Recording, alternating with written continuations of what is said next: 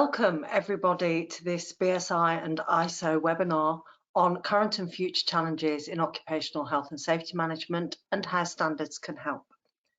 In this session, we are looking at OH&S performance evaluation. We're going to look at what the challenges are and try and find out from you what the help you need is. So please do use the question and answer function so that we can hear your views and your questions and our panel can respond to them. A little bit of housekeeping. This is a listen-only webinar. You won't be able to speak. It is being recorded, but we do, as I say, welcome your questions and your interaction. We want it to be an interactive session. We'll answer those questions live throughout the webinar. Don't wait until the end. I will try and feed them into the conversation as we go.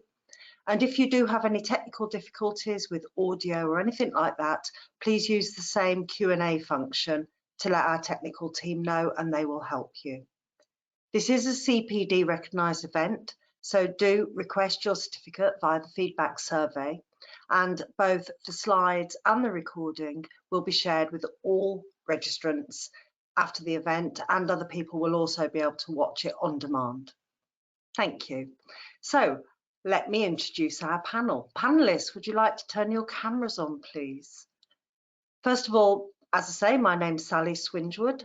I work for BSI, the UK national standards body, and I'm also the committee manager for the ISO Committee on Occupational Health and Safety Management.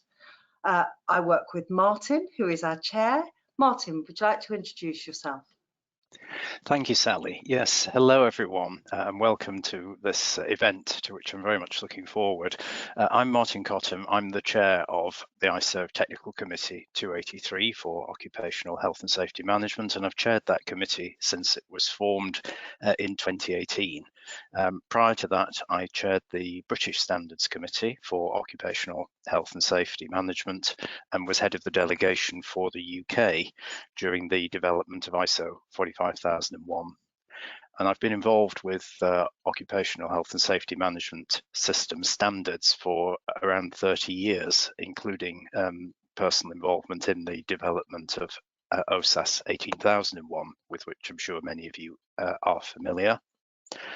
And along with Sally, I'm currently leading an ISO task force looking at the future direction of the whole portfolio of ISO's management system standards. Thank you, Sally. Many thanks, Martin. David, please.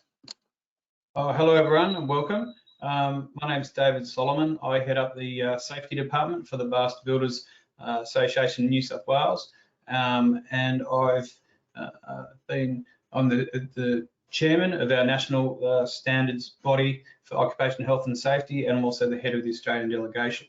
Like Martin, I've been dealing with standards for many, many years, and have been in the construction industry for 33 years. Thanks, Sally. Many thanks, David. Richard.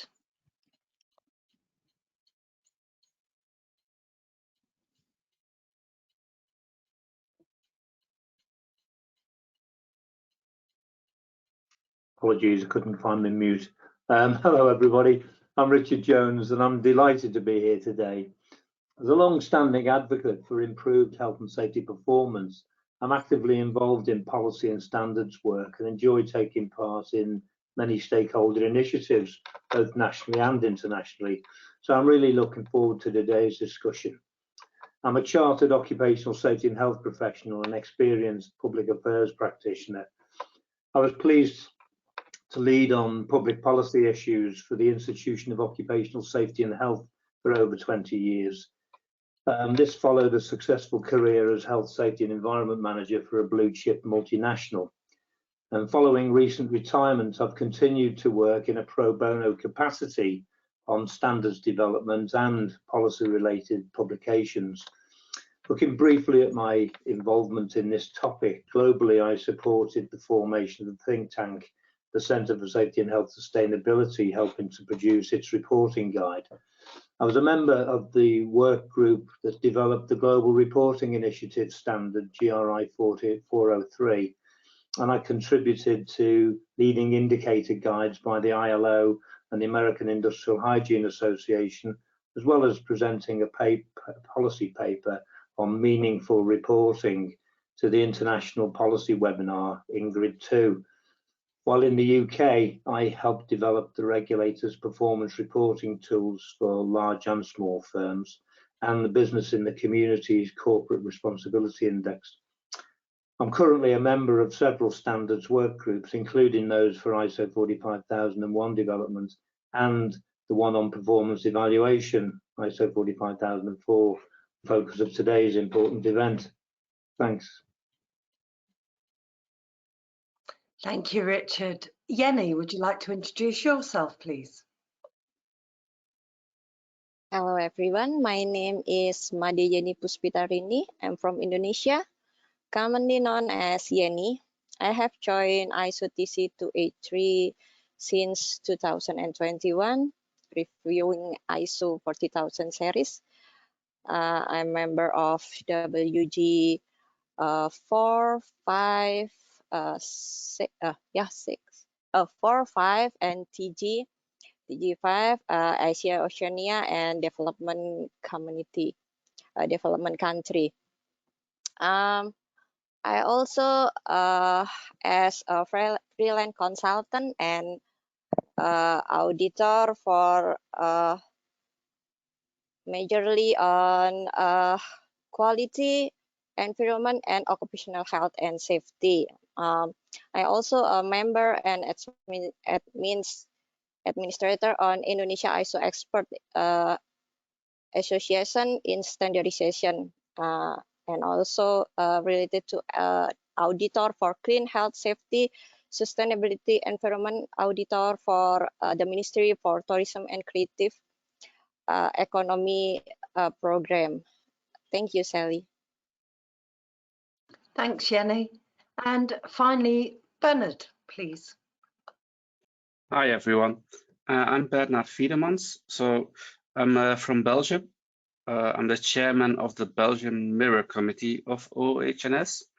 And well, I'm mainly a lot of experience within quality and a little bit less, but also very nice experience within occupational health and safety, and that on an international level. So meaning Western Europe and some parts of Asia. Thank you. That's great. Thank you very much, Bernard. Just a reminder to all of you on the panel, please can we remember that our audience today are not in our technical committee, do not understand our numbers or our acronyms or maybe our jargon. So to our audience, please put something in the Q&A if you don't understand what somebody is talking about. And all of us, please remember to use our words and not our shortcuts. Okay, let's make a start. Let's have a look initially at why occupational health and safety performance evaluation is important. And I'm going to go to Martin first, please, as our glorious leader. What's your view on why should we do this? Well, thank you, Sally, and thanks for the big build-up. Well, I guess, colleagues, the whole purpose of occupational health and safety management and an occupational health and safety management system is to create safe and healthy working conditions for workers and to drive continual improvement by us adjusting our processes and systems as necessary. And it's only through measuring and evaluating performance accurately and effectively that we know what's working well and where to focus our improvement efforts. Now, of course, that makes it sound very simple, and of course the reality can be quite challenging, as there are so many facets to an occupational health and safety management system, and therefore potentially so many things we could measure, some more difficult to measure than others. And it's not just, of course, about measuring and collecting data. It's about how we analyze that data, how we evaluate performance to help us make those important improvement decisions. But it really does require some care and some thought, because if we don't do this thoroughly, the danger is that we end up with organizational blind spots, parts of our OH&S performance that remain invisible to us. So we can't track the results of our effort. we may be vulnerable to making poor decisions based on inaccurate or incomplete or misleading data. So that's why it's important that we put some attention into this whole area of performance evaluation. Thanks, Martin. David, you, along with Bernard, are leading work on developing guidance in the technical committee on this, and we'll come to that in a moment. But why do you personally think performance evaluation is such a priority? Thanks, Sally. For me and for Standards Australia, it's very important because there is too much of a focus on lost time injuries. So I think this is a real opportunity to shift the focus from lost time injuries to positive performance tasks that businesses do. And I think businesses, whatever industry you work in, it presents an opportunity to be rewarded for all the good things you do. And I think a lot of those good things that people do, consultation and other tasks like that, don't often get picked up. I think for it to be beneficial for OH&S performance, it needs to be effective as well. So that's why I think it's extremely important that we sort of balance all that work that we do, this is an opportunity to provide an even balance for the stuff we do in our own work settings. Thank you, David. So if we move to the next slide, David, you and Bernard together are working as the leadership team on this project. And so I think it would be interesting for our listeners just to hear a little bit about that. And Bernard, why don't I come to you first on this one? And maybe you'd just like to tell us a little bit about the project, please. Well, hi everyone. It's a general guideline that we're trying to write here, a little bit on performance evaluation. I say general, but we try to make it more realistic by using examples, so that everybody can then translate to them. So the focus is starting for measure and monitor, where really selecting those is only touched a little bit. But we give some characteristics, some points, what to watch out for in good or bad sense. That's a bit the major thing of this guideline. Okay, thank you, Bernard. And I think very important that you pull out the idea of examples, which can be so useful to people. And David, do you want to add perhaps and build on that in your perspective about the project, please? Thanks, Martin. Well, with this project, but Bernard's right. While we're going to draw on examples, the intention is not to provide a hard and fast rule how to go about measuring positive performance. I think we also need to be mindful of this project that we're going to integrate with the intention to integrate this guide into other business processes, and we need to work out how to monitor and measure and analyse all the positive work that we do through the implementation of this guideline. If we move on to the next slide, which shows the scope of the standard, David, perhaps you could talk about this. It's the scope of any standard sets out what a document does and does not cover. So perhaps you could just explain the boundaries of this particular guidance document, David. Well, I suppose the expansion on what I was saying before, that the scope of this document it's giving us a platform to look at all the things we do in the workplace, and then how we're going to monitor and measure it and analyze it, and enables us to identify items, we'll call them indicators, that can be recognized as I suppose milestones. And while I work in construction, I'll use that as an example. The scope for me, if I apply this guideline to construction, it's all the things that we're doing that are put in place to be monitored and measured to keep the workplace safe.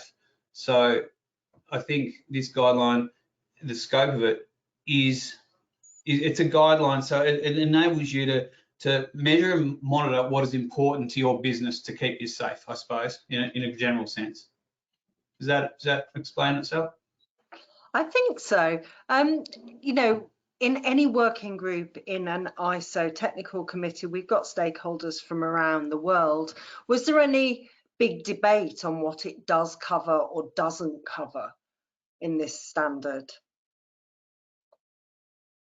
That's putting me on the spot a bit. Look, what we're trying to achieve in this group is a balance. So we're not going to focus on any single item, and we're going to try and include as many positive things that we can focus on without throwing the baby out with the bathwater, I suppose. We don't want to forget about lost time injuries and fatality rates and things like that. It's got to be a balance, but this guideline is focusing on the positive things that we do.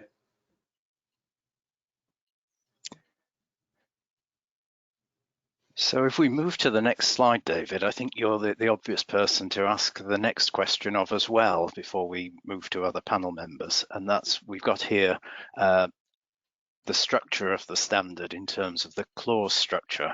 And I wonder if you could perhaps just talk people through this to give them again a bit more indication of what it is we're trying to produce and what the document will look like. Thanks, Martin. Well, the rationale behind the structure is because this is the sequence that this group believes you should put these steps into place. So this is in the sequential order that you would put these steps in place in the work setting. So we have to understand what performance valuation is. We have to why the performance valuation is important, and number 6, the evaluation process. And as I said earlier, these processes, this guide will just help you turn as a business, turn on triggers to start considering what needs to be included. I think it's extremely important with the integration into other business processes, so it's not a standalone item. And then we're going to actually look at types of indicators, and then how you're going to monitor them, measure them, analyze them. And these 4 through to 9, as again I'll say it again, is the sequential order that you would do things in a workplace. Okay, thank you, David. And I think what this brings out for me when I see it here as a reminder is that the document is kind of doing 2 things, isn't it? It's talking about the process that an organization should go through in thinking about how to do performance evaluation, but it's also providing some practical guidance on the specifics of things like the selection of indicators. And I think it goes as far as giving some examples of indicators to help people really visualize what we're talking about. Would that be a fair description? Yeah, absolutely. The examples that we're putting in here are life examples that we've taken from different industries. I'm not going to comment specifically on examples because it's not carved in stone yet. I don't want people to think something's in there that it might not be, because it's still a working draft. But that's exactly right, man. It's those examples are going to give people a trigger, a light bulb moment for them to see what's relevant in their workplace. And think, oh, we do something similar, so that's what we should be doing to measure it, and a method to measure it and monitor how that's going. Great, thank you, David. And of course, this document, as we've been saying, is currently work in progress for the group that you and Bernard are leading. So if we move to the next slide, perhaps this is the moment to come back to you, Bernard, and ask you just to explain to people, if we can avoid too much complicated terminology, sort of where we're up to with the process and how it runs forward from here and so on, please. Yeah, so you can see that on the slide that we just finished a bullet means that we ask for comments and what people think about it, and look for suggestions for improvement.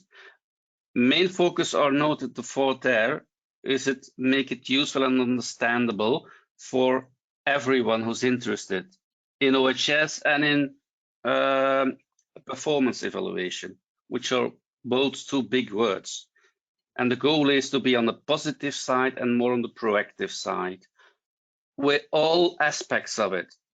And okay, psychological health is one of the, certainly in Europe, a bit more in the focus now, but it does not matter for which one, as long it's the same system and we have to catch every point of it. So at this point, we're starting to involve every country.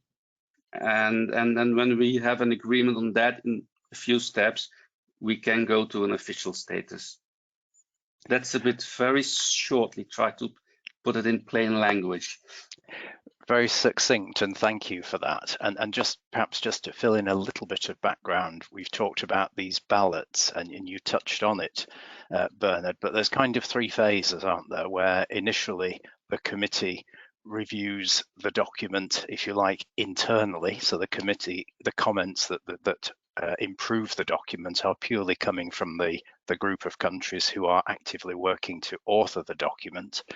Second phase you've referred to there, we talk on the slide about member bodies. Well, what does that mean? It means national standards bodies, many of whom have an OH&S mirror committee of stakeholders, so a wider group gets involved to provide comments from each of the participating countries, and indeed countries who are not actively represented around the table can comment. And then we move, as you say, and it mentions on the slide, to a further stage as the document gets more refined, opening it up for full public consultation. And that's obviously a great opportunity for anybody on this call who hasn't dipped their toe in that water before and contributed to public comment on the standard to have a look for the opportunity to comment on this one, please. Yeah, thank you, Martin. So if you do want to get an early view of this standard, there's a question in the chat about when will it publish, and as it says on the slide, we are hoping it will publish in 2023.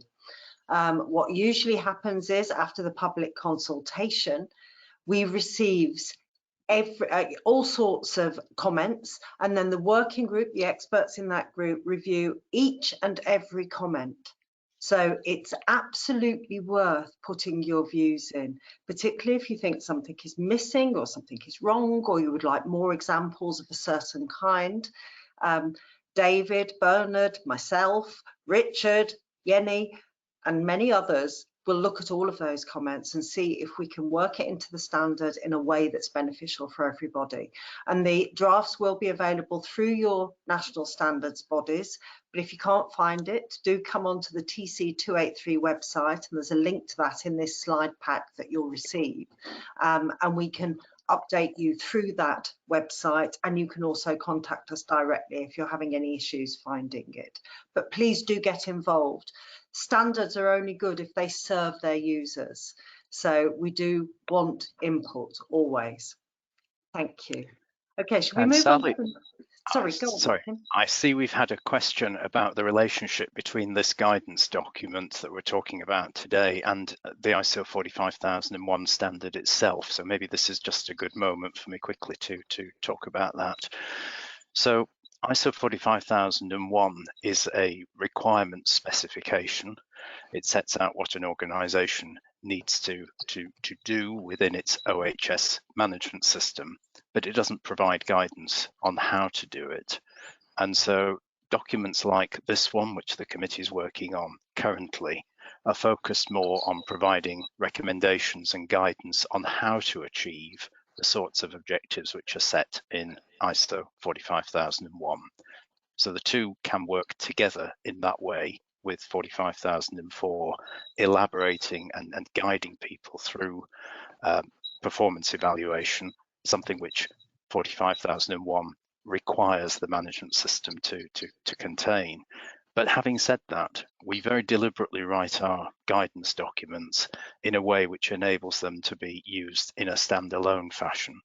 And so it can be used by any organization as a guidance document, whether you are or are not making any use of ISO 45001, or indeed whether your management system is structured around it. You can just use it as a guide to performance evaluation independently. So I hope that's helpful to answer that question.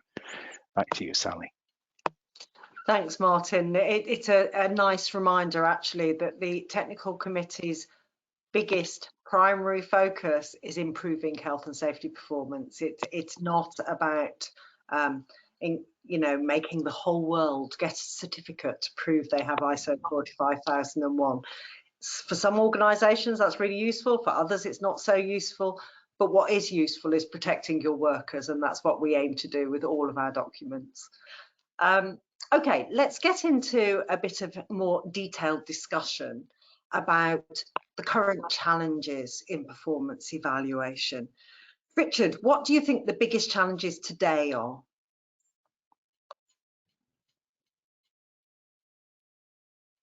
Thanks, Sally. I think overall, the big challenge is to select meaningful indicators so that we can improve performance and prevent exposure to workplace health hazards in particular, both mental and physical, as well as safety ones.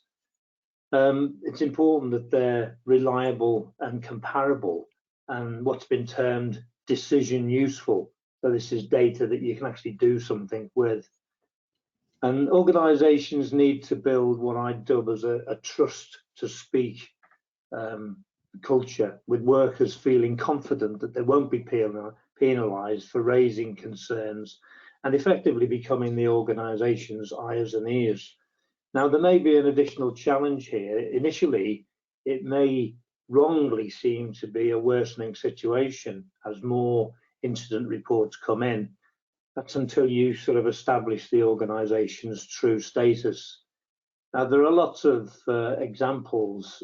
I'll just cover a few. Lack of awareness of what I suppose you could call blissful ignorance. This is where workers aren't involved and where there's a wrong belief that no news is good news. So if there's no recorded accidents, everything's fine. Now, this is dangerous, and it can overlook serious health issues, near misses, can give a false assurance. This is particularly nasty in the high process industries. Not having enough of the right indicators or having the arrangements in place to gather the data, so you've got an incomplete picture.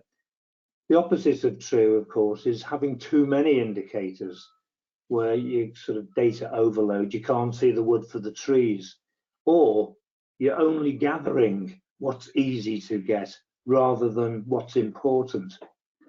There can also be an over-focus on lagging indicators and on just safety issues, ignoring health and well-being, instead of balancing these with more health-related and more preventive or predictive ones.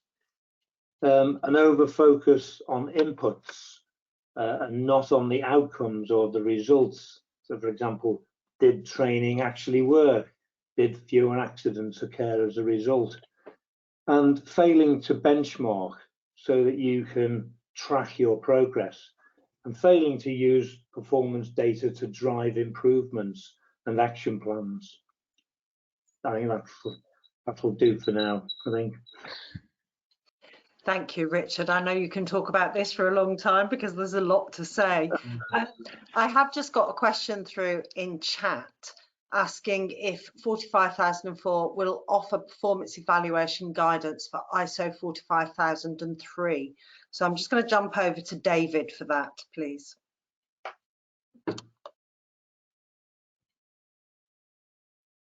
Sorry, my mute button had disappeared. Oh, thanks for that, Sally. It's not directly, not as far as I know. We're not going to give this standard's not going to give direct guidance on 45003 because 45003 has examples throughout that standard anyway.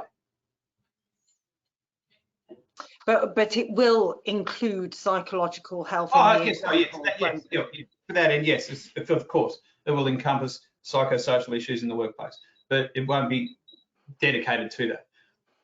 Yeah, so it's a general document giving guidance generally on how to choose your indicators, regardless of the type of occupational health and safety risk or hazard that we're looking at. Correct? Yeah, and exactly, and irrespective of whatever industry you're working. Yeah, of course, 100%, yes. I hope that answers our question. If it doesn't, do add another question in the chat and we can come back to this. But for the moment, I'd like to come to Jenny, please.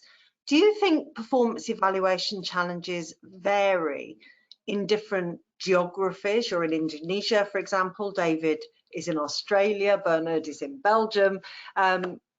Does that geography or the different type of organisations in different countries make it different? Are the challenges different? Yes, of course, Sally.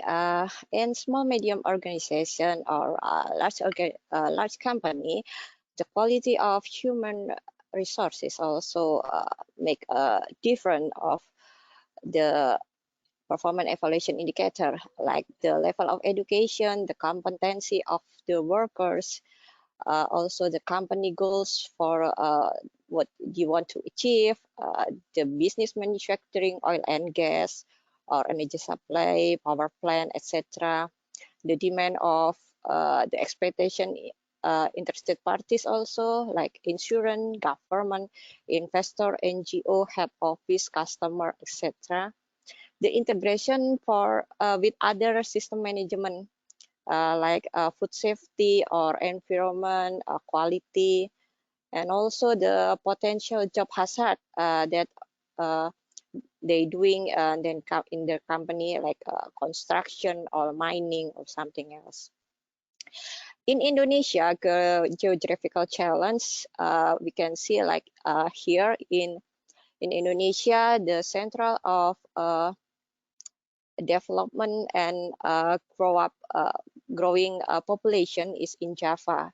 So for a non-oil and gas sector, the challenge is like safety habit, growth power, the quality of human resources, like what I said before, level education and the competency that are limited. So it's very difficult to get the good competency and the, and much qualified workers in outside of Java Island. In mining, like oil and gas, the company has already have their own obligation and requirement. So there are compulsion to fulfillment the role companies in particular, and the rule safety in oil and gas and mining also. So it's accelerate the growth of understanding of culture safety and the habit of safety. Unfortunately, the increasing of labor force in Indonesia is a burden for job provider. So if we absorb more labor, of course, the large activity makes efficiency and labor productivity decrease. But if labor absorption takes into account the efficiency and productivity of the labor, and the number of employees will increase. That's our problem also. Thank you, Sally. Thank you, Jenny. And I think you make some interesting points. And it reminds me when you talked about the fact that some organizations may have, effectively you were describing integrated management systems. I think that, you know, the data that perhaps we need from an OH&S perspective, some of that may already be being collected and assembled within the organization under the guise of other parts of the organization's management system. But I think interesting you comment on, you know, the challenge of resource and capability within the organization, and that will certainly point us, I think, to the need to be very focused on what we collect as data, because, you know, it all costs money and takes time and effort, and that's a scarce resource in many organizations. And I was also interested, you put quite an emphasis, obviously, from an Indonesian perspective on the oil and gas industry. And I think that's an interesting example, isn't it, of where in major hazards in particular, there's that whole spectrum from slips, trips and falls through to, if you like, process safety incidents, which could effectively destroy the facility itself and cause huge harm. And we need a spectrum of metrics which are covering that full range of potential risks and hazards. So it is a tricky area, and I think if we move on to the next slide, we get to one of the more challenging questions, which is, well, how can organisations decide what to measure and monitor? And perhaps we should insert the words begin to decide how to do this. David, I'm going to come to you first, please, and then I'll come to Bernard, but just some initial thoughts, if you would, on how organisations can approach this challenge, please. Thanks, Martin. If I might just use the industry I work in, and because a lot of these will relate to other people's workplaces, and I work in the construction industry. So things that are important, or what actually matter, and what needs to be measured for me would be planning, the sequence of planning of the works, design. These are all headings that I'm going to mention that could just be, that need to be measured, that could be measured for positive performance. Communication, as in with workers and workers back with employers. Consultation, again, training, supervision, emergency preparedness, and then incident reporting. All of those items are things we do every day, but we'd have to come up with a mechanism to measure them, and they are really important. And if you went to a bit of more finer detail without going on for too long about it, so in the construction industry in Australia, have to do a mandatory induction for safety awareness for the construction industry. So an easy one to monitor would be 100% compliance with induction. So if you've got 100 people on a site, 100 people needed to be measured. Now you'd know that's being effective. So it's a positive performance indicator as a very basic example. You know, other things could be site inspections for safety issues, and then those safety issues that are identified, are they being addressed in a timely manner? So I think those kind of things, for me, in my world, are very important, and I think quite a few of those you could apply to almost any industry. I think those examples will resonate with people. Yes, David, I think you can see the parallels with many industries. Bernard, whether you're making lollies or not, yeah. So whether you're making lollies or chocolates in a chocolate shop, you can still apply those headings to the processes of anything you do, really. So that's why I just chose those high-level ones. Great, thank you. So Bernard, perhaps I can invite you to just pick up the thread and say a little bit more from your experience and perspective, please. Yeah. Well, based on my experience, it's measuring is taking a picture, and every picture is your organization at a certain time, and monitoring is looking at the different pictures. Where are you, and how can you do better on the long run? Not only complying with law, but also asking the question why, so that you don't have to check anymore, that you comply, because it becomes natural. And somewhere on that line, your organization is. So that's a bit, so make your pictures, decide which picture is the best to represent your organization. And it might be an absence percentage by sickness, but that does not mean that the other percentage, so if you have 2% sickness leaves, that does not mean that 98% of your people that are working are healthy. So it's sometimes combined, but it's not the same. So there you have every organization. We have to look for that.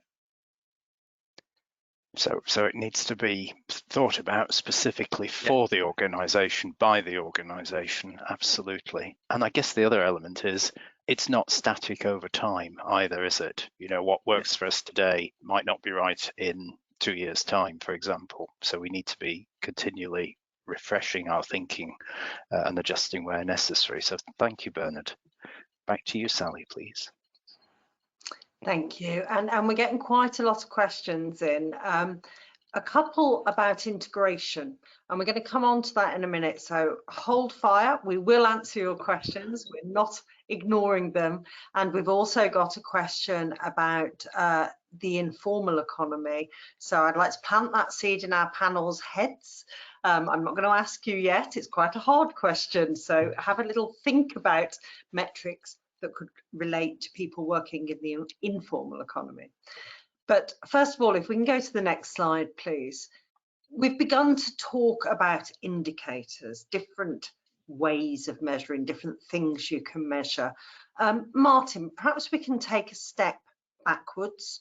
Could you just explain to our audience what an indicator is? Yes, thank you, Sally. I guess the best way of describing an indicator is to say it's specific information on a condition, if you like, or a state of being for the whether that's for workers or for the workplace, or perhaps it's a piece of data or information about an impact, something which is happening or has happened. And I think perhaps, it's worth noting that some organisations will use the term metric, where we at the moment are using this term indicator. And what I've just described there very much mirrors, if you like, the current draft of our standard in terms of what it is saying an indicator is, and this parallel that it draws between the word indicator and the word metric. Thanks, Martin. And there really has been a lot of debate in this working group amongst the experts about indicators. Jenny, why do you think we've focused so much of our discussion on indicators? Okay, Sally. Indicator is a marker of the achievement of basic competency that marked by measurable change in behavior that include attitude, knowledge, and skills.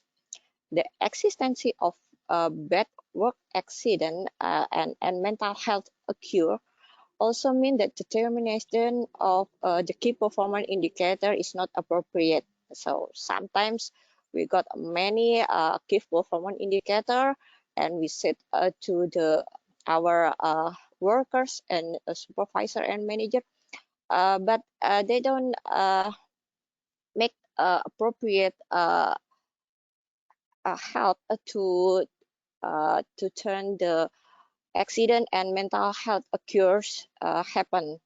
So therefore, it's necessary to evaluate, and the indicator that used for performance evaluation by evaluating safety performance report periodically and annually. Thank you, Sally. Many thanks, Jenny. I'm going to come to Richard next. In the standard, there are, or at least we are attempting to describe the different types of indicators that people use in conceptual sense rather than specific sense, because there's a lot of different terms, aren't there, for different types of indicators. Could you explain to people what they are and sort of where our focus is going? Thanks, Sally. Yeah, unfortunately, there can be some confusion over the language used, and there's lots of variations in deciding what's reported, and different authorities using different definitions. So just to look briefly at some of the common terms that crop up in this area. Lagging indicators is a term we use, which relate to results, and these generally cover failure or the reactive data, and this can also be referred to as negative metrics, but these are things that happen after the event, a historic. Reactive data includes topics such as injury, illness, absence, and enforcement actions, for example. And then there's leading indicators which relate to preventive or proactive actions intended to improve performance, also referred to as positive metrics. They can be predictive, but not always.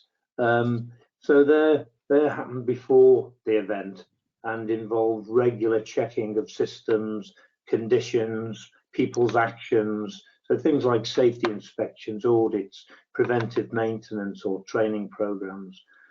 On how predictive leading indicators are, there have been some studies showing some predictive validity for certain safety indicators, such as safety climate questionnaires when compared against actual injury rates. But there's very little for health, so best practice should be used. In general terms, it depends on the quality of what's being measured. For example, training again, is it good quality training, and does it lead to improved behaviours and outcomes? So some indicators may be referred to as key performance indicators, or KPIs. These are indicators that can be used individually or together, and selected as the most important at an organisational level to direct decision making by top management. Then we come to data itself. Now, this is generally divided into two main types. Qualitative, this is data which describes the conditions or situations that can't be recorded numerically, with words used to describe a rating or a ranking. For example, a Likert scale, such as, from strongly agree to strongly disagree, or from always to never. Such as in perception questionnaires or measurements of organisational change of culture. This type of data can come from surveys, interviews, or focus groups. Then we've got quantitative data, which is our numerical values, for example, numbers of accidents or levels of exposure. And quantified performance measures allow comparisons to be made over time. These can be either absolute numbers or incident rates and so on. And finally, in terms of grouping your leading and lagging indicators, these can be tailored to different levels, to different users or purposes. Broadly, these can be either strategic, tactical, or operational. Strategic being indicators that look at the big picture, on an organization-wide basis and achievement of corporate objectives. Tactical, these are indicators that look at the facility or site or even process or project level. And operational, these are indicators that drill down and look at individual workshops or offices or even pieces of plant or equipment. I think that's enough to cover at the moment. I'll wait for any additional questions, I think. That's a lot of information for people to take in, Richard. I think we're getting to the point where we're going to again say, I think you need to read the draft standard when it comes out, and hopefully that will help you. And if you're still confused after reading it, that's when you put in comments and say, don't understand, please can you explain this more? Because it is a complicated landscape, isn't it? Bernard, can I come to you? Could you give us an idea of how indicators fit into the bigger story of performance evaluation? Because obviously choosing the indicator, making sure it's the right type of indicator at the right time, that's only part of the picture, isn't it? Yeah, but as Richard mentioned, we have a lot of types of indicators. So we have to look at our organization and decide which indicators are for today the best ones that can guide us, give the best picture of how we are working, and give them some information how we can do better. I know it sounds very general, but be aware, it's like a reflection in a mirror. So you can see shapes, you can see forms, you can see even emotions if you look carefully, but you cannot smell and you cannot taste. That will always be the case. But for that, there's different kinds of typical, and we can shift with those. As I said earlier, sickness leave is corrective, but you can look at the reverse of it. Sometimes it's a bit harder to measure, and it's a combination of them that will make the picture complete and we can trust on. If we only pick one or a few, it's a big risk to be misguided, and our partial picture is too small. That's a bit in general terms how we look at it, and there we give examples and some guidelines in the guideline. Thanks, Bernard. I'm going to sort of push a little bit more on this particular question to David, actually.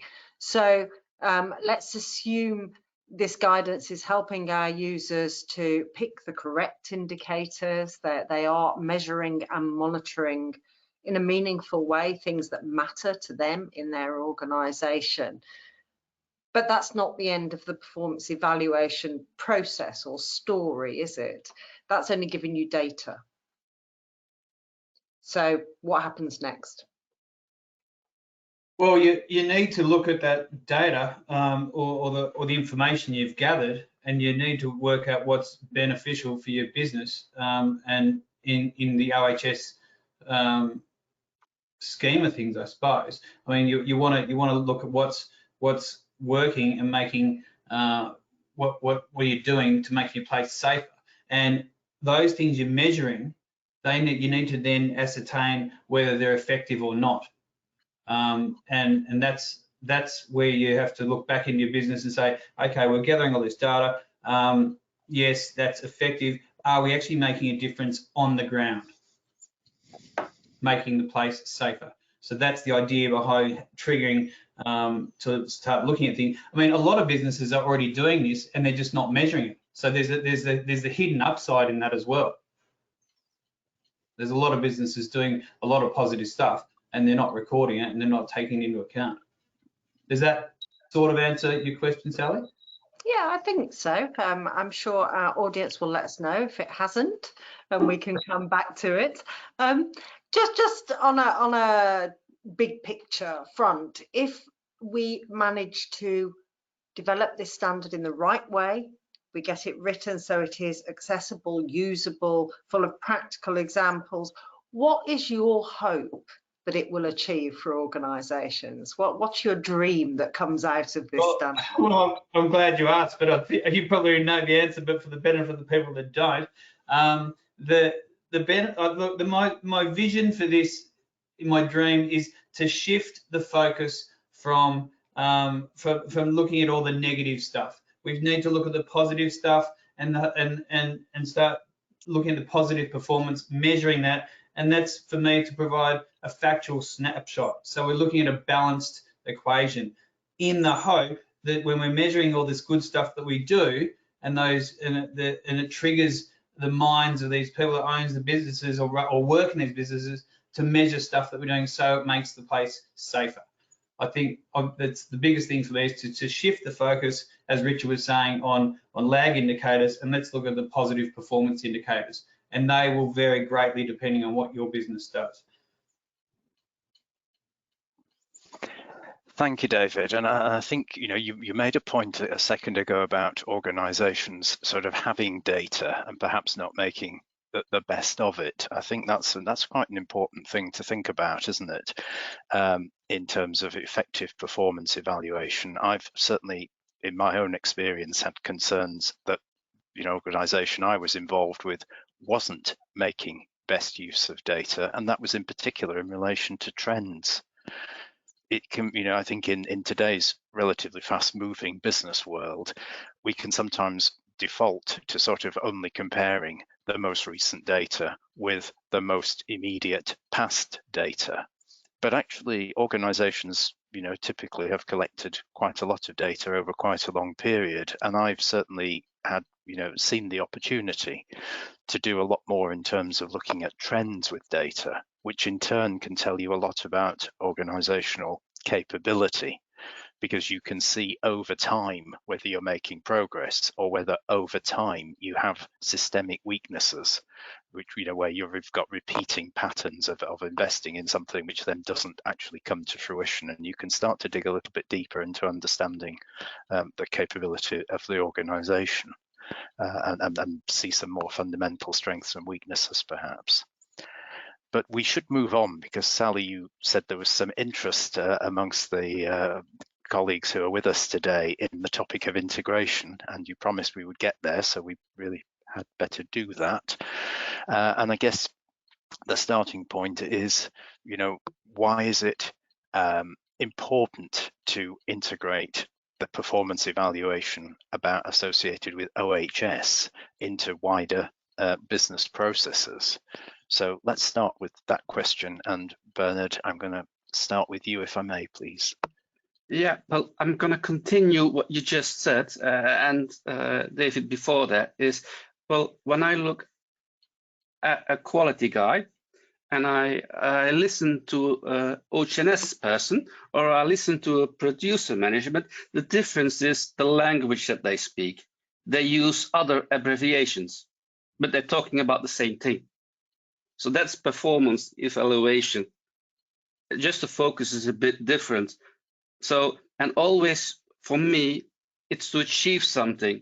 What we are trying to do, how can we achieve, how good at we are at achieving it.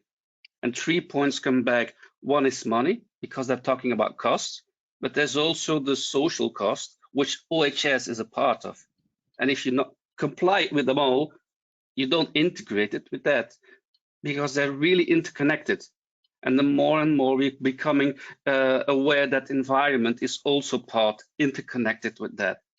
So if you're running an organization or leading an organization, you're not occupied only with one thing.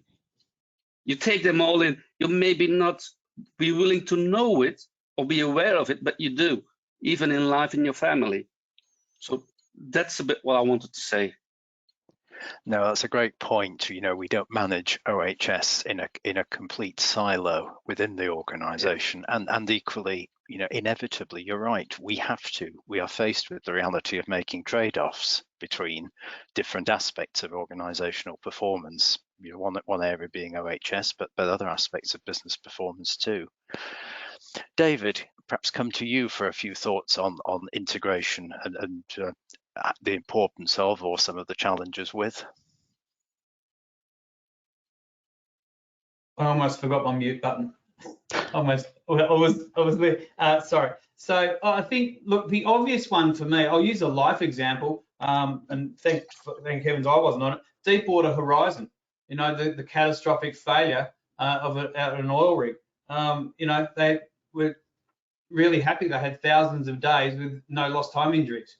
They weren't focusing on the complete picture, so they weren't integrating all of these things all these wonderful things you can do. And I would cast my mind to continual improvement.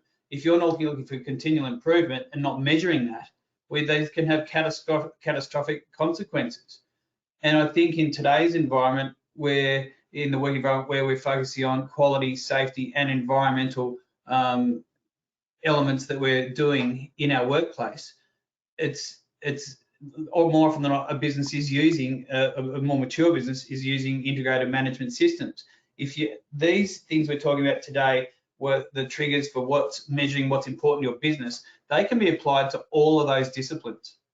And if you don't apply them in, as I was getting to before, in a balanced manner, you can just overlook stuff that's happening right under your nose. Whereas a lot of businesses are doing this stuff already, the positive stuff, but not actually recording that data or those activities.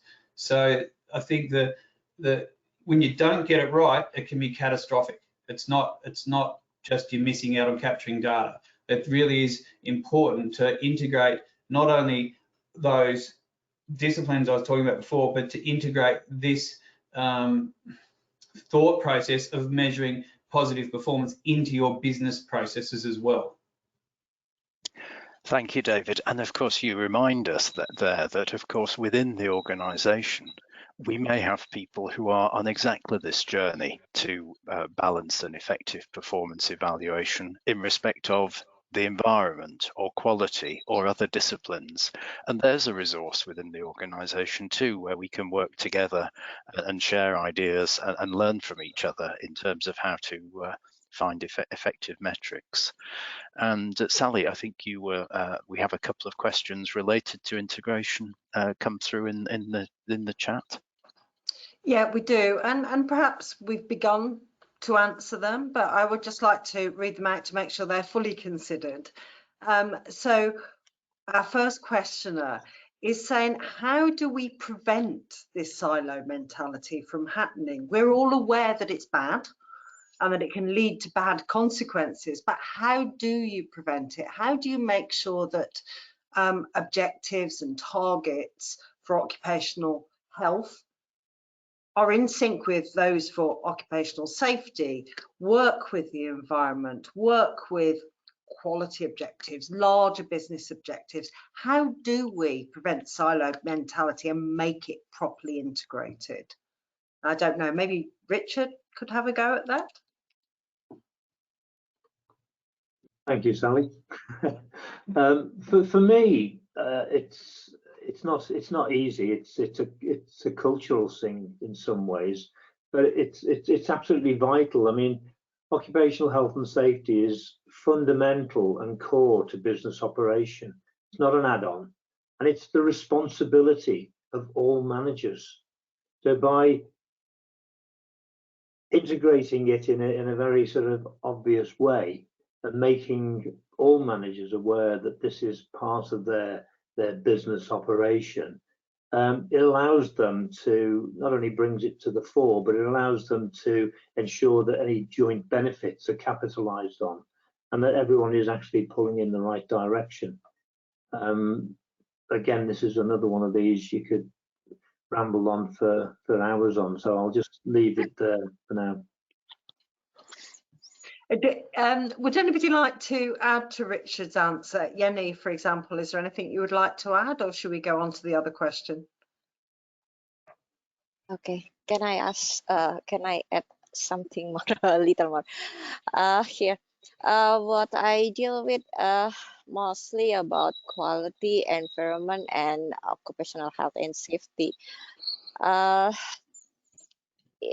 key is from top management commitment. I think if top management commitment, not only the quality for and the quantity of the production, so we can meet the requirement for environment and the occupational health and safety.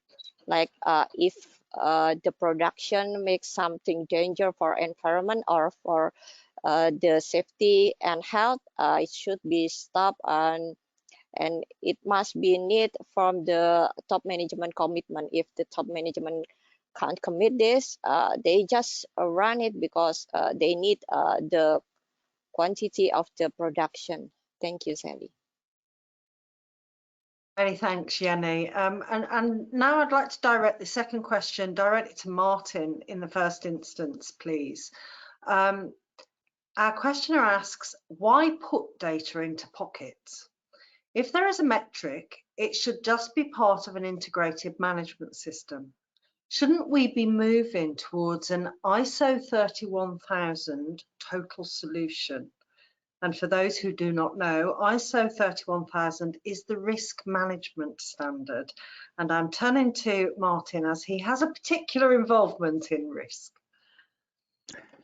Well, thank you, Sally. Yeah, it's a good question, and of course it reflects a wider debate, I think, about I mean, it's touched on in the work that Sally and I are leading on the future architecture of the ISO management system standards family, because I think there is a recognition that risk management is a key component, some would argue sits at the heart of all the individual disciplines such as occupational health and safety, environment and quality, and clearly there are some core principles there. And so I guess it's tempting to say, well, therefore there's just one system really. And up to a point, I would agree with that.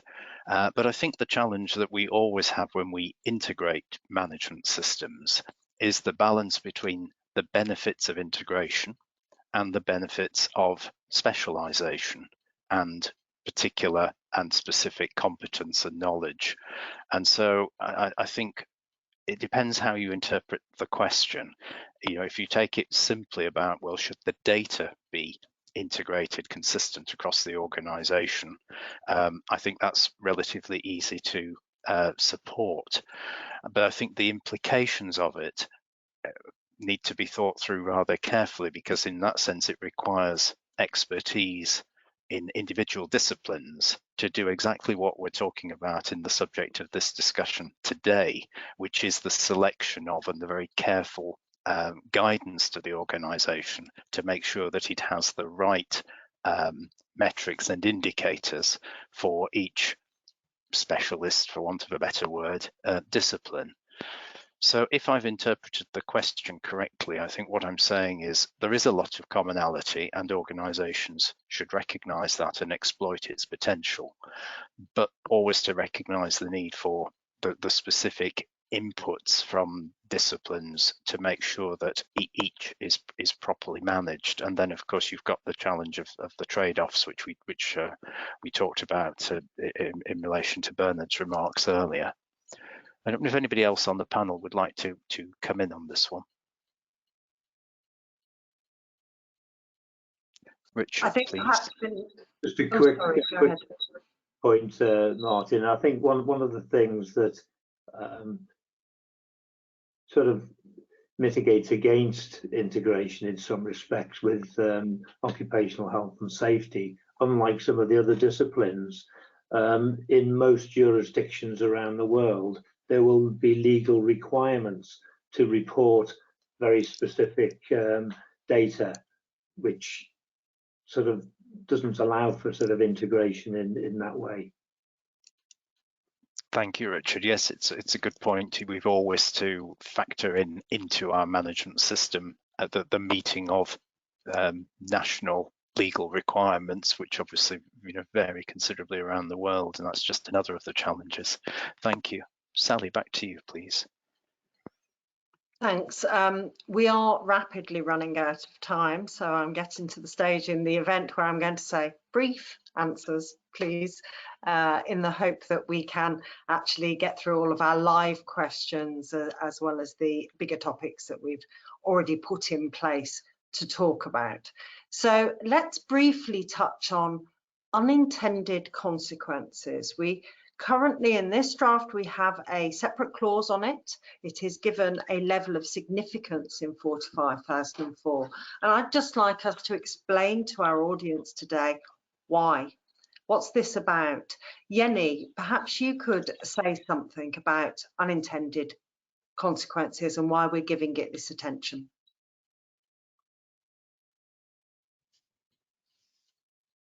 Okay, Sally. Sorry. Wait. Okay. When determining indicator, sometimes due to lack communication and socialization to workers, undesirable things occur, such as far-fetched reports, fear of reporting discrepancy, or incident that happen to fear for reprisal, and the workers sometimes do not understand the indicator that's set by the superior or the company. Also, sometimes the event with low probability of occurrence can cause a high level of severity or damage. It's not taken into account. Sometimes it's make a fatality happen. Sometimes also because trying to meet performance evaluation indicator, that sometimes even forget about other dangers that may occur. Pursuing performance indicators set by the company to get rewards without paying attention to potential risks that may occur. Thank you, Sally. Thank you, Jenny. And you've touched on some of the dangers of unintended consequences. I wonder, Richard, if you could give us just one or two examples of those rare beasts, the positive unintended consequences. Thanks, Sally. Yeah, I think the first thing to say is, of course, positive unintended consequences aren't quite the problem that the negative unintended consequences is. I think, pardon me, developing or devoting special attention to a location or a problem to assess performance can have a positive ripple effect, if you like, or an indirect effect. For example, it can help people to feel more cared for, can help raise morale with workers feeling that someone is listening and taking notice. So it can help with mental health. And in some workplaces, they may never have been asked about these issues before. I think it can also help ensure a particular topic, say, for example, noise reduction or enhanced well-being, becomes more mainstream, and it can even be seen as more important than previously.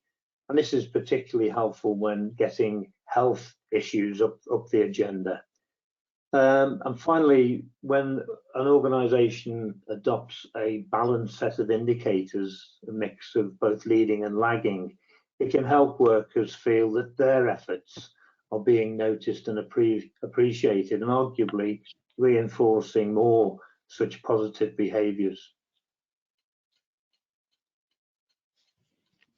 Thanks, Richard. And I am going to move us swiftly on. There's a few big topics I still want to cover before we run through our audience questions that we haven't touched on yet.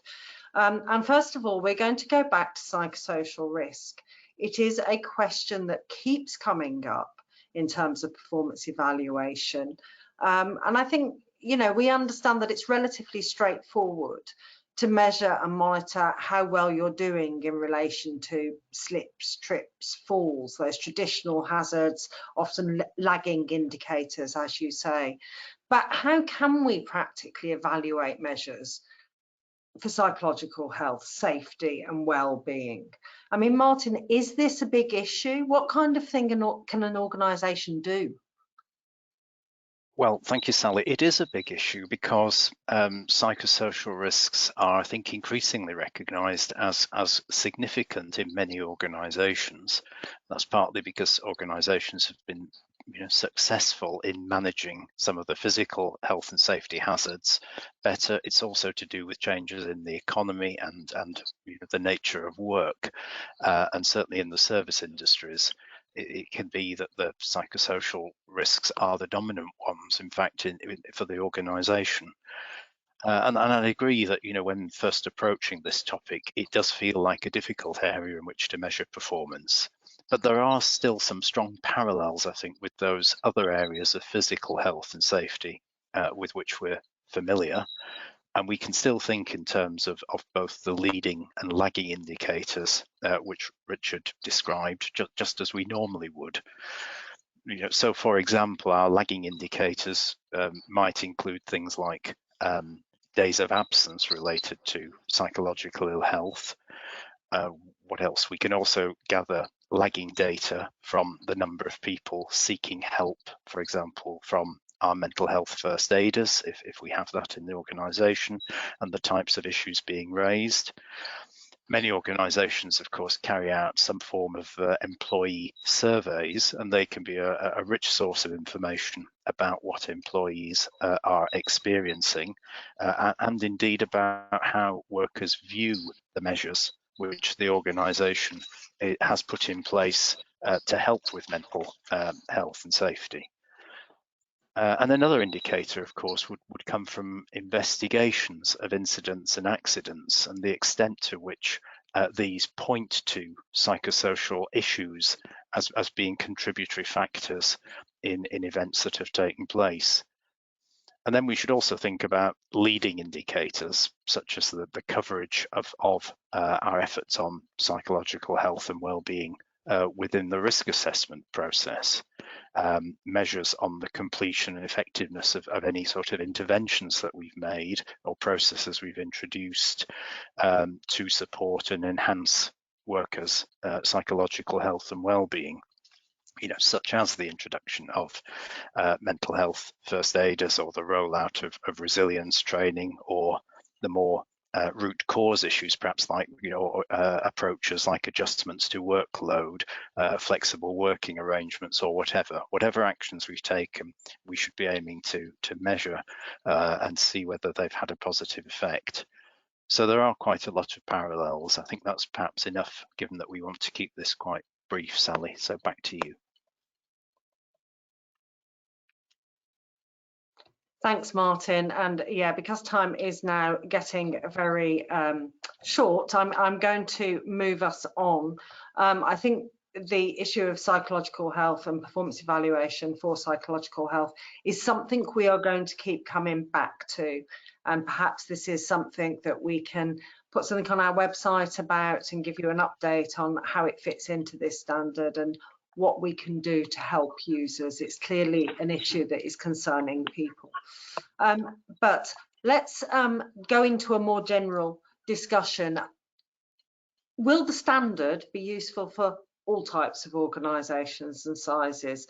You may know that ISO 45001, the Occupational Health and Safety Management System, and indeed all of the standards that are written by this technical committee are intended to be generic. But there's a lot of discussion about the needs of bigger businesses versus smaller ones, those that have an OH&S management system versus those that do not, complex businesses versus small businesses. Is it going to work for everybody? What do you think, Richard?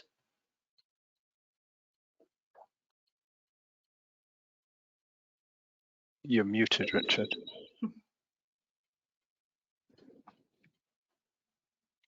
Sorry, the old mute button again. Yes, I think it's a short answer. The guidelines are clear that there isn't a one-size-fits-all here, and indicators need to be tailored to the size, sector, and maturity of each organisation concerned. Also, indicators need to be designed in consultation with the workers. This provides a good sense check and helps to achieve buy-in when gathering data. And they need to be regularly reviewed. Are they still the right indicators for this particular workshop, factory, shop, office, whatever, or has something changed? It's important that whatever is developed is appropriate for the actual organisation itself.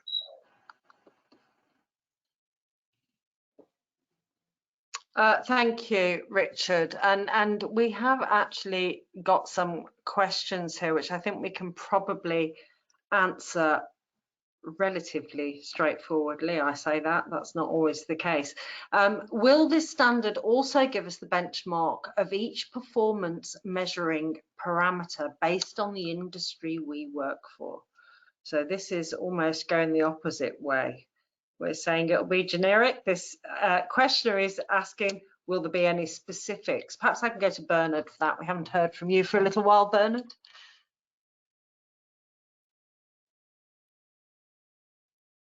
So answering on the questions, yeah, an organization is all types of organizations are involved with it. It's not because you don't have a formal documented certified system that you can't apply it. So that's very short. Didn't get the whole question though, so did I miss something or not?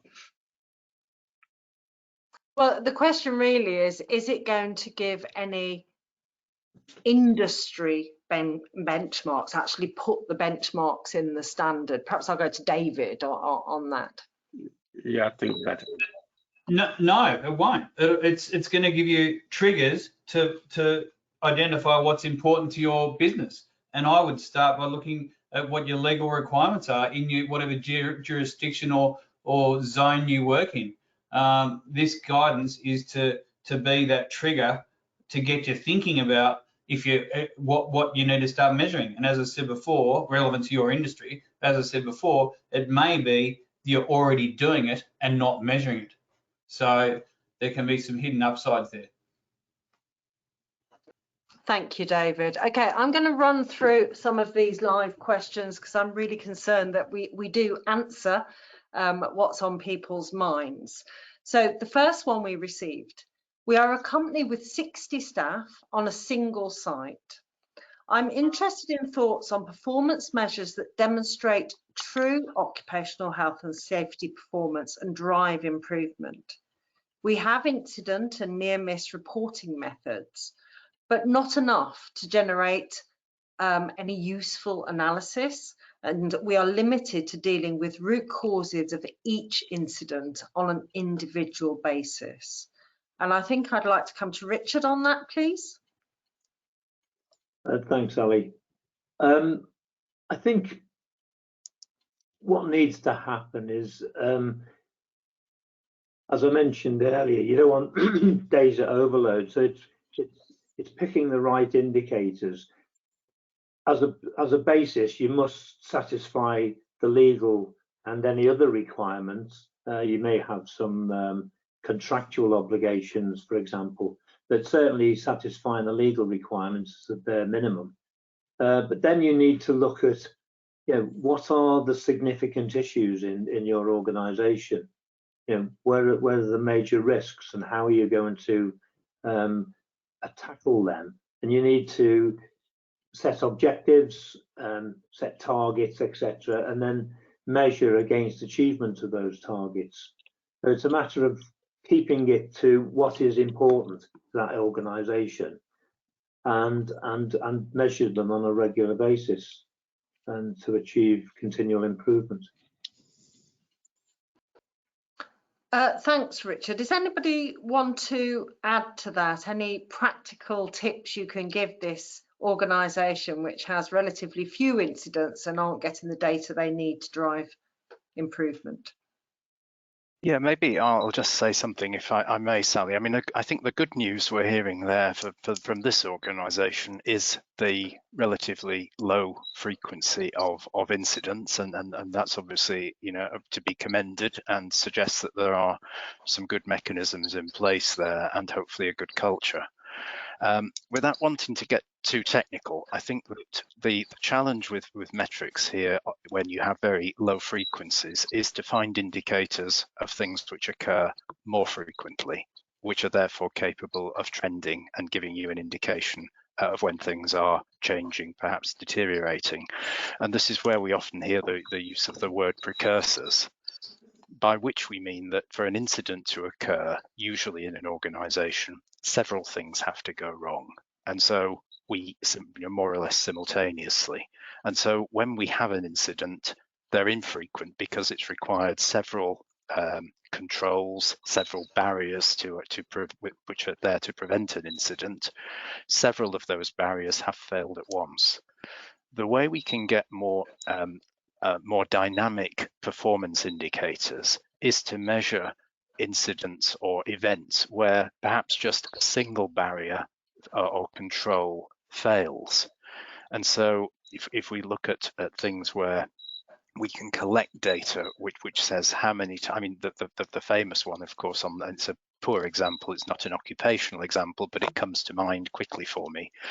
In the railway industry, a signal being passed at danger, so that's when the signal is red and the train should stop, and the train goes past, it doesn't automatically produce an incident. Usually several other things have to happen before an accident occurs.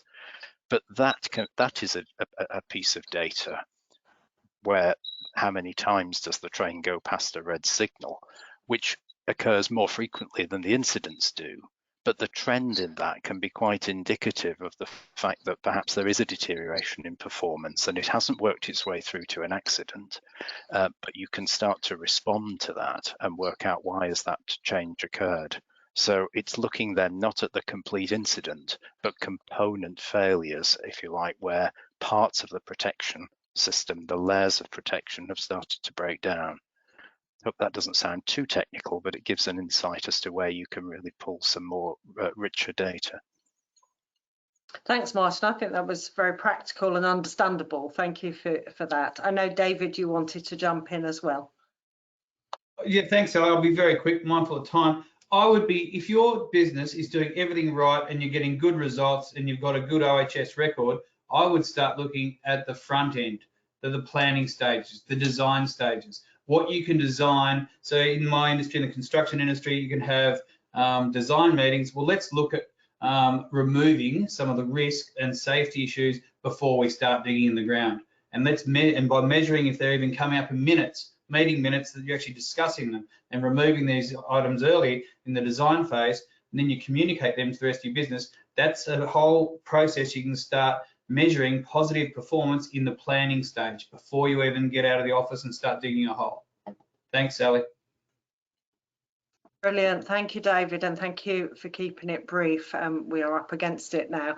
And at this point, I want to bring in this question about informal sectors, street vendors, people who don't have formal structures around them, people who are almost doing survival jobs that they initiate themselves. These informal businesses are more prevalent in sub-Saharan Africa, writes our questioner. who is responsible for occupational health and safety here? How can we support these economies which are moving to more informal economies as a big work model? And simply because it's a very hard question, I'm going to go to Martin first, and then perhaps Jenny would like to jump in because we haven't heard from Jenny for a while.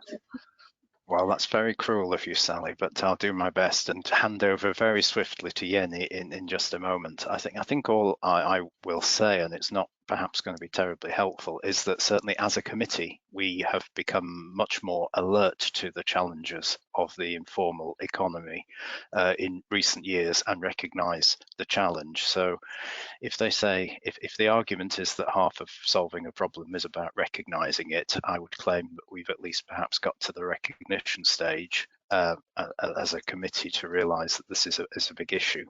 We learnt quite a lot at our last face-to-face meeting in Kigali, Rwanda, about the informal economy, in particular in the African countries. And I must say, for me, it was very educational and eye-opening, and I was also very impressed by what I heard about efforts in some of those countries to engage with actors in the informal economy and to drive and help with performance improvement in OH&S terms. Some really quite enlightened work, I think, led by safety regulators and government bodies who recognised that this was an important part of the national economy. And I was very surprised, really, to understand how much progress they've been able to make with relatively straightforward, low-cost initiatives. But it does require somebody to take ownership, if you like, of the problem. In this case, it was safety regulators and government departments who were doing so. But certainly, I think for many of us who attended from Europe and other developed economies, it was a real wake-up call to realise that things can be done to address the challenges of the informal economy, and that perhaps we have rather a lot to learn from the countries of Africa and elsewhere where this challenge is being addressed full on. Jenny, maybe you could pick up with any thoughts from here, please. Very briefly, Jenny, we only have a moment. Okay, thank you. Like what I said, I actually in Indonesia has many small and medium enterprises. In a pandemic COVID, there are more growth small medium enterprises, and I also join in to audit like in economic and creativity tourism. They got a lot of small medium enterprises. There's two small medium enterprises, if I can make it. One is really like a contractor.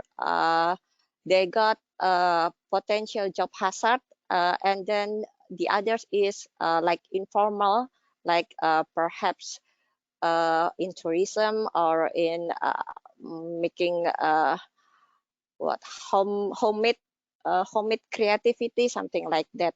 And what I ever done is in Indonesia, for example, there is an audit, clean, health, safety, environment, sustainable, and also safety. But unfortunately, there's not enough education for them. So they don't understand the regulation about how to make like safety emergency or label, something like that. So they done something that what they thought is good for emergency. They some of them already done like business management for recovering things, something like that. But that's only on their perception. So what I think it's very important for the company that small and medium enterprises informal, that makes some indicator that bright and clear and target that are easy for everyone to understand, not content about ambiguous word, and it's clear who in charge and when the deadline is, so everybody understand, and if there's something they don't understand, they must speak up and consult it, so everybody knows, from the workers, from the lowest workers to the top management, understand what is the key performance indicator for them. Thank you, Sally. I'm so sorry to cut you off, Yenny, but we are completely out of time and over time. So I'm very, very quickly going to say thank you to all of you for being involved today. To our audience, thank you for joining us today. Do take a look at our website. Details are on the slide and you'll be sent that. And do remember, we have 2 more sessions later today, one on emerging trends and one on the future of health and safety management system standards. Thank you all again. Take care. Thanks. Goodbye, everyone.